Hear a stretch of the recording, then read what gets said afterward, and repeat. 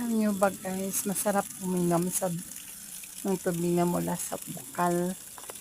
Dahil ito ay sariwa, malinis. O, kita nyo naman, o diba? O, yung nakita kang ano dyan. Ay, sa ilalim talaga ng ilalim ng lupa. Pinupusak lang ng kawayan, diba? Ang lamig-lamig yan, tsaka napakaano, tamis-tamis, sariwang-sariwa yan. Sarap inamin yan. Ganito yan dito, ang daming mga bukal. Dahil nyo, di ba wala kang ano dyan ng daluyan. Sa ilalim talaga ng lupa.